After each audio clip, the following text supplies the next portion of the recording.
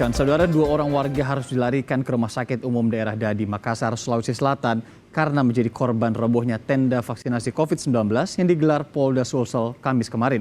Tenda roboh setelah tak kuat menahan terjangan angin kencang.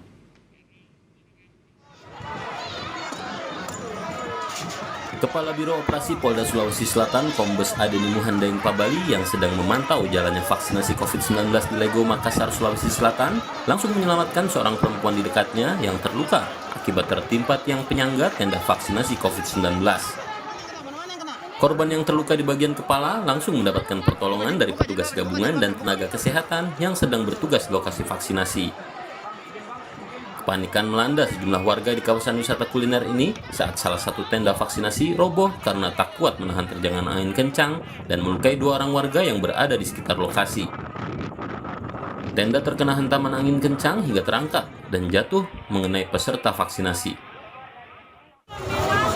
Kesambar sedikit sama ada tenda yang terhempas angin. Untungnya kesambar pasien, tapi aman, saya tetap bisa aman. Ada yang luka tadi Pak, saya lihat juga. Ada lecet, tapi aman, saya yakin aman. Dibawa ke mana nih Pak keduanya? Ke rumah sakit lagi. Saya suruh bawa ke sana untuk minta foto, tapi secara umum kesadaran bagus, hal-hal yang berat tidak. Mudah-mudahan ya, ada 2 orang tadi. Aman. Polisi dan TNI yang berada di lokasi langsung membawa korban ke mobil ambulans untuk dibawa ke Rumah Sakit Dadi, Makassar.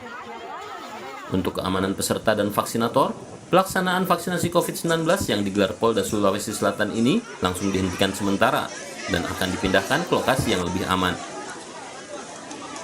Nila Rustam, Kompas TV Makassar, Sulawesi Selatan.